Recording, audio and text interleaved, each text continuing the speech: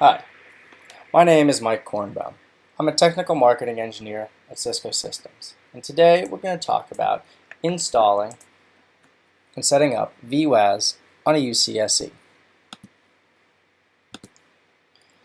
So first things first, we're going to review the UCS-E networking and compare the differences between an ISR G2 and an ISR 4K. We're going to show you how to set up the networking on the router for SIM-C access as well as vSphere access. Show you how to prepare the networking on the router for the virtual WAAS VM. We'll install ESXi on the UCS-E, configure the VMware vSwitch for the vWAAS VM. We'll install the vWAAS OVA and then enable traffic redirection.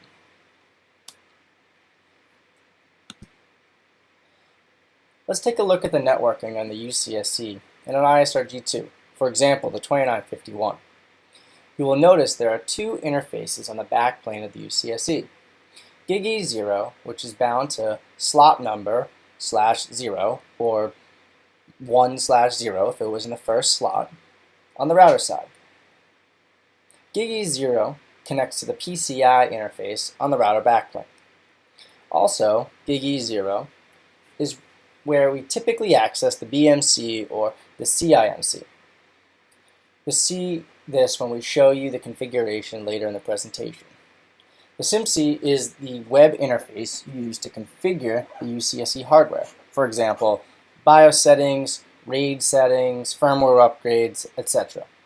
It's also how you'll access the KVM to install an operating system like ESXi.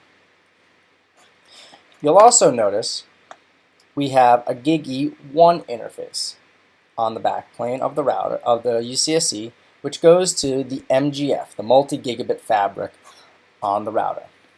This is denoted by UCS-E slot number /1 on the router CLI. This is typically where you will place the VM's networking for best performance. Finally, your UCS-E will have one or more external facing ports for virtual machine networking. If it's a single wide blade, it will have one port, GigE2. If it has a double wide blade, it will have GigE2 and GigE3. Contrast this with the UCS-E and the 4K, for example, a 4331. You'll see the only difference here is that GigE0, which was previously bound to PCIe-based interface on the G2, is bound to the MGF on the backplane of the router. Now we have understanding of the differences in network connectivity. Let's see what this looks like from a configuration standpoint when comparing the two routers. You'll see on the G2, to set up the networking to the CIMC, we'll use IP unnumbered on gigabit for gigabit 01, right? So interface UCS-E 2/0 is using IP unnumbered gigabit 01. This is just to conserve on IP space. You could certainly specify an IP here if you wanted to. Under UCS-E 2/0 is where we also specify the IMC IP address and default gateway. Since we're using IP unnumbered to the gigabit 01 interface, the default gateway of the CIMC is going to be that IP address on gig 01. We'll also specify the access mode to the CIMC is going to be over shared LAN console, meaning it's going to go over the backplane to that GigE0 interface we looked at in the previous block diagrams. Because we're using IP unnumbered, we will need to configure a static route to the SIM-C IP address. We'll also need to configure a static route to the VMware VMK0 IP address. This is the IP address you use when accessing ESXi host with the vSphere client to manage that ESXi host and deploy VMs. Take a look at the difference on the 4K. Instead of specifying the CIMC access mode and IP information under the UCS-E interface, we're going to do that via the subslot command. So UCS-E subslot 1/0, because my UCS-E on this 4K example was in slot 1. Again, specify IMC access port shared LAN console to access it via that gig E0 interface on the backplane of the UCS-E. Again, we specify the IP address and the default gateway. Here I'm also using IP unnumbered on the UCS-E interface and binding it to gigabit 000 on the 4K, which is my LAN side subnet, just to preserve some IP addressing. So of course we need static routes to the SIMC IP address, and then again to the IP address we will assign to our ESXi host. So now let's take a look at the VM networking we will configure for our vWAAS VM and contrast these two routers. On the G2, we're going to specify UCS-E 2/1 as a trunk port. And then we'll configure VLAN 1 in the database and specify an SVI for VLAN 1. This will be the default gateway of the vWAAS VM. To achieve the same results on the 4K, we again make 1/0/1 a trunk port, but we specify a service instance and bridge domain to bind to a BDI interface. We'll mark this as untagged since we're using the native VLAN, VLAN 1, and won't expect VLAN tags from the ESXi vSwitch we will configure later for the vWAAS VM. Now let's move over to a live demo where I'll walk through these steps on ISR 4331 UCS-E 140S M2. So now we're going to configure our live 4331. First thing we're going to do is go into the UCS-E subslot 1/0 and configure our CIMC access. Configure the access via shared LAN console via that gig E0 interface, and then we'll configure the CIMC IP address and default gateway.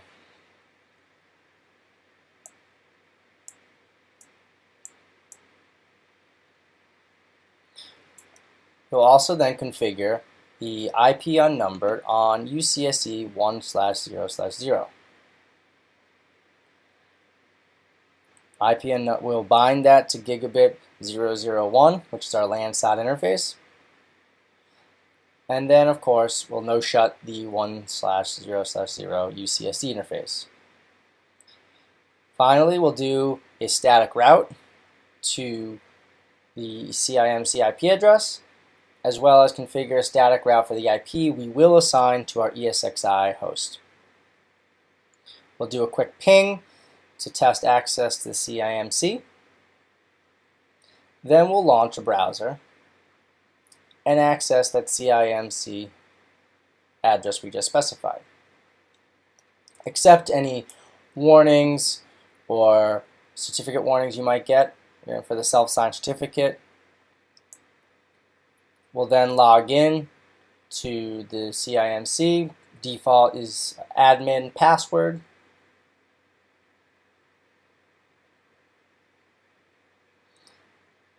You'll see we're in a UCS-E 140S M2. We're running the latest BIOS version 1.502. Then we're going to launch the KVM. You'll see that in my browser I've downloaded a JNLP file, right, which requires the Java viewer. I'll have to rename that JNLP file to remove that extension and so I can manually launch it. Some browsers automatically launch the JNLP file for the Java viewer. I'm going to ignore any of my Java errors that I'm getting about my versions out of date. I will also accept any warnings that show up, any security warnings that show up. And I will run. You'll see in the KVM console, I'm in what we call the EFI shell on the UCS-E. So now that I have that configured, I'm going to mount my virtual media, my ESXi ISO. Again, this is a custom ISO you download from VMware. You notice that it said Cisco custom ISO in the file name. Next thing I need to do before power cycling the UCS-E is make sure I set the BIOS boot order to have the CD DVD first. Once I select the DVD and move it up to the top, I can now go ahead and power cycle the server. This can take a few minutes for it to power cycle and go through the post process. Once it boots up, it'll automatically boot from the DVD that I just mounted, and I can run through the ESXi install. Hit F11, then I'll scan for hard drives to install on. I'll install on the one hard drive I have, specify the root password,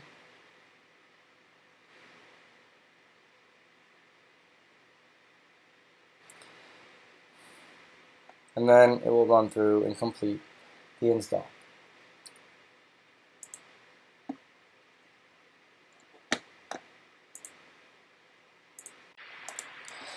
Now that the install has completed, I will hit enter to reload the device. Now that the server has rebooted, we'll go ahead and configure an IP address to manage the ESXi host. So first thing we'll check is the network adapters.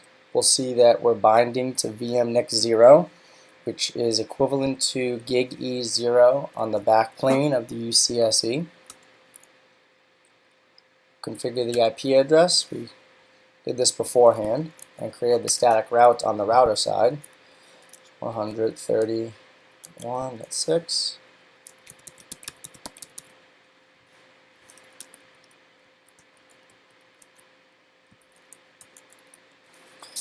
Escape. Restart the management network, and then we can do a test. We'll just ping the default gateway, and we're okay.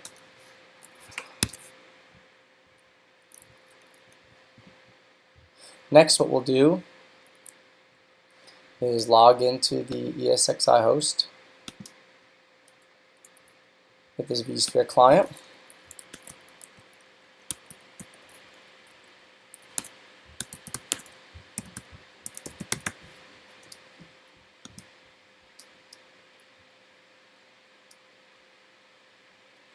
And this is where we will set up the VM networking first. So we'll click on Config, Networking. I'm going to add a network, virtual machine network. We're going to use VMNIC 1, which is equivalent to gig E1 on the backplane of the UCS-E. We're going to use, we'll call this vWAAS network. We're not going to use any VLAN tagging. Finish. Now we can deploy the vWAAS OVA.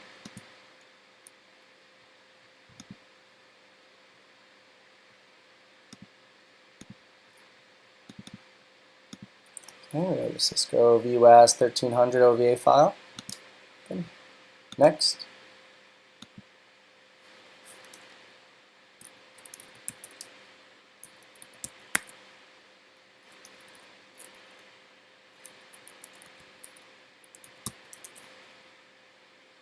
give the VM a name. We will always thick provision. We'll configure the network, the one we just configured on the vSwitch side of ESXi host, and then click Finish. This will take a few minutes to deploy the OVA. Really all dependent upon your transfer speed from your host that has the vSphere client connecting to the ESXi host. And they were just uploading this OVA package to the ESXi host. We'll give this a few minutes and we'll come back to it. However, while that is being deployed, we can go ahead and configure the router side for the VMNIC1 vSwitch we just configured. First things first,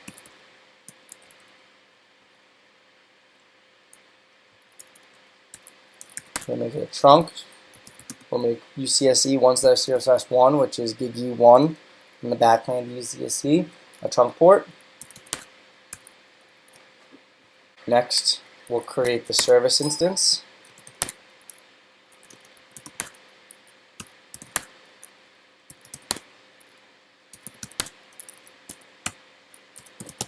We'll bind that to the BDI interface.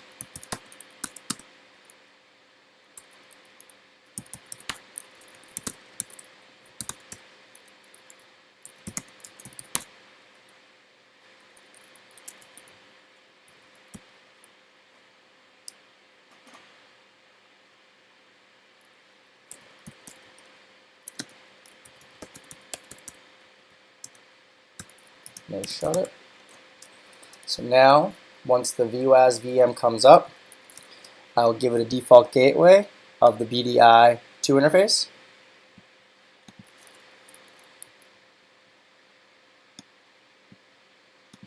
Get a couple more seconds until the vWAAS VM has been deployed.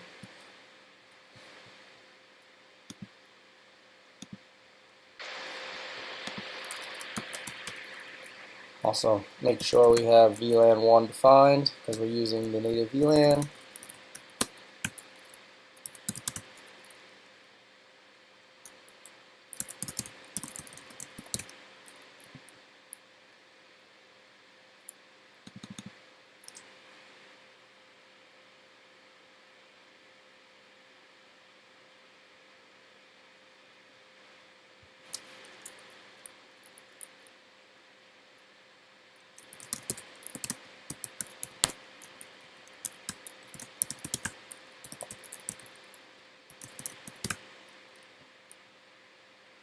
Okay, so UCS-E 1/0/1 is up. BDI 2 is now up. And our vWAAS VM has been successfully deployed. So now we can go ahead and power it on.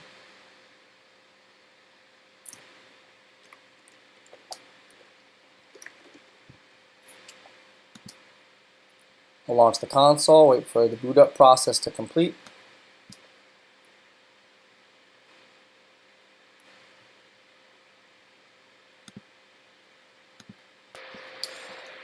Now that the WAAS device has reloaded, or booted for the first time, log in and run through the setup process. Admin defaults password, type setup. We'll run through the wizard.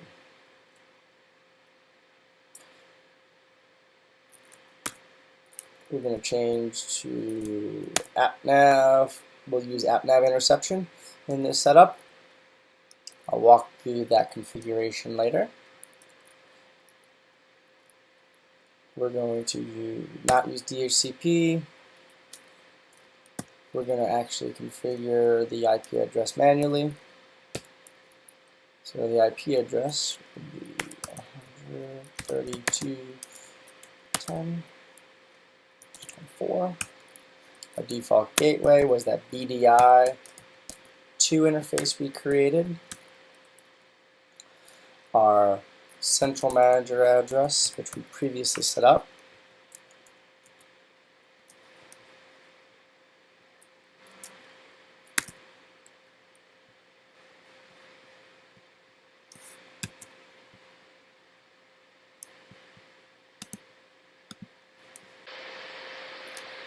This is 192.168.2.10. DNS server in our environment, 2.2.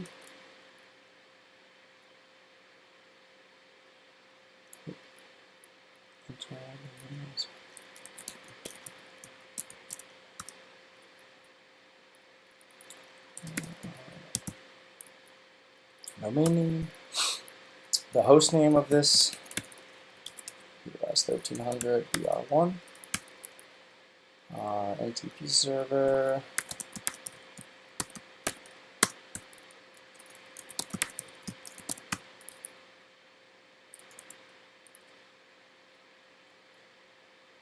and we'll accept it, and done.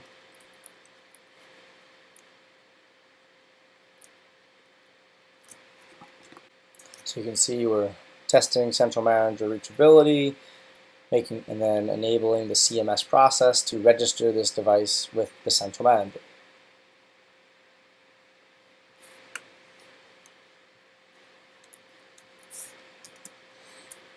If we log into our WAAS central manager and go to the devices page, we should see this new device registering with central manager. And here we go. See, the registration is in progress. It's in the pending state. We'll wait for this to complete.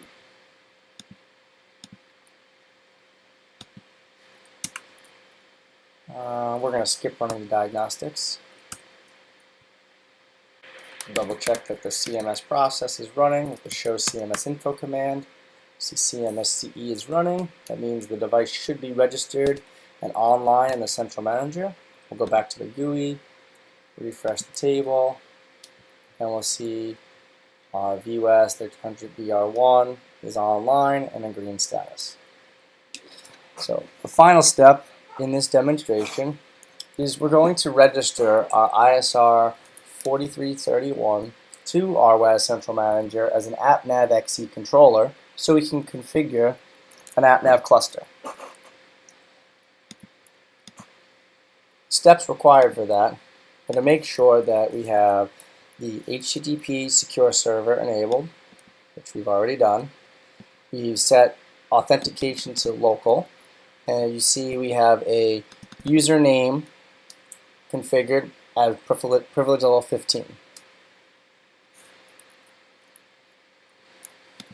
Next, also we'll need to make sure that SSH is enabled.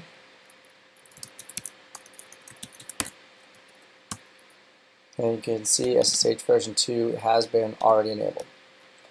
So next we'll go to the WAAS Central Manager. We'll go to Home, Admin, Registration, iOS Routers, and we'll type in the IP address of this router. Use 100.222 is our interface. Specify Cisco.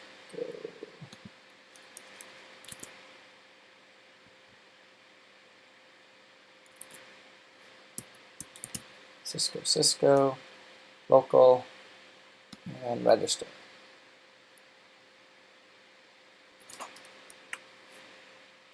So now you can see we have this device registered to the central manager. Go back to the devices page. We'll see we have BR1 4331, our branch router, registered as device type AppNav-XE controller. Let's wait till the pending status clears.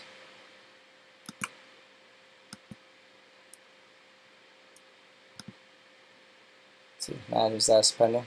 It could take a couple minutes.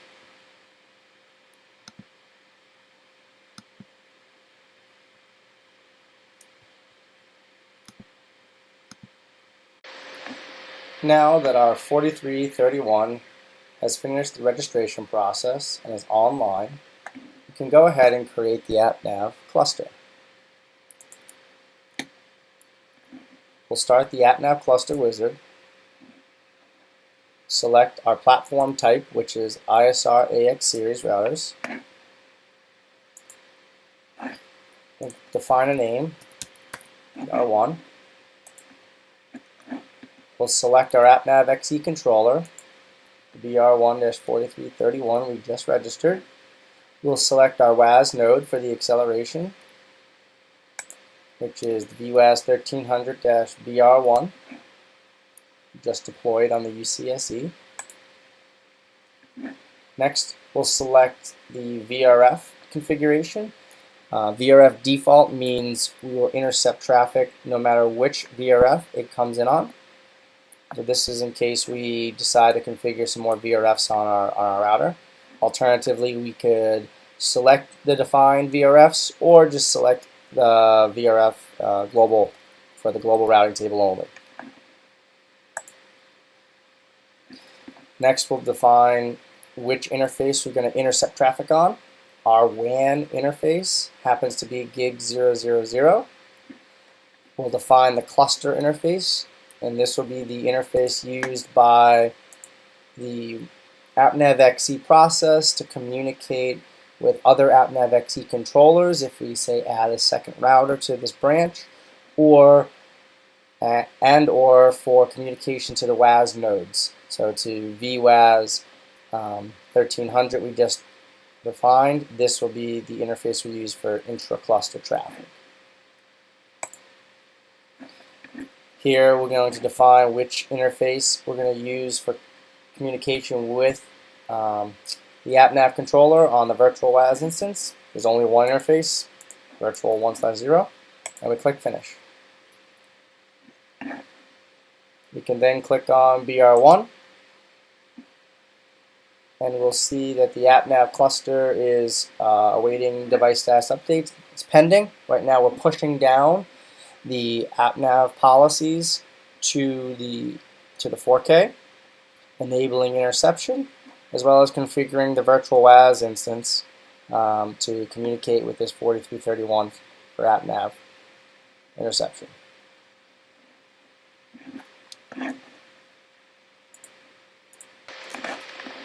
We now see that the AppNav cluster is transitioned to a green status and everything is operational. Take a look at the CLI to look at what configuration was pushed down. We could look at the show service insertion AppNav controller group command to see that we have one AppNav controller, this router itself. It's alive. It has one AppNav controller and one service node or WAAS node. If you look at the running config,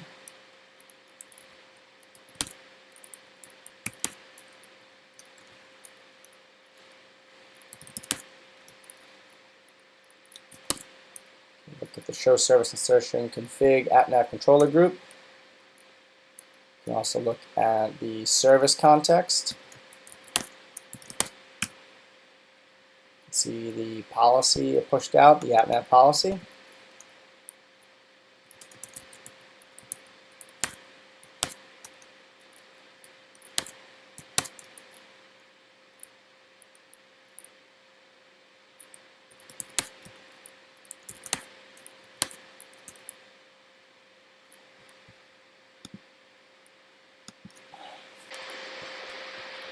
Let's take a look at the running config, to look at the policy that was pushed out. So you can see all the class maps to match on traffic, the API, HTTP traffic, a standard policy map which binds to those class maps, and telling it which service node group or WAAS node group to distribute traffic to, the WNG default one, which contains our single WAAS device.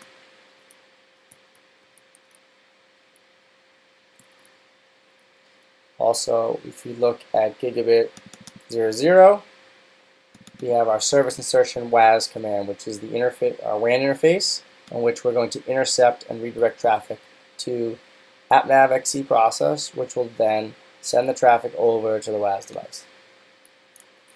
You can also look at the configuration in the central manager. So if we look at the configure, AppNav policies, all those CLI-based policies we just looked at are here in the GUI. So if you ever want to make a modification to redirect traffic and not redirect certain traffic to our WAAS node group, which has our one WAAS device in it, we could simply go ahead and edit and select the option of pass-through.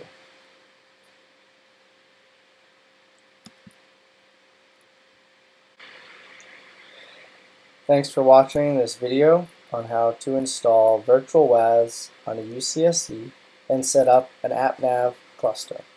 For more information, check out cisco.com/go/WAAS.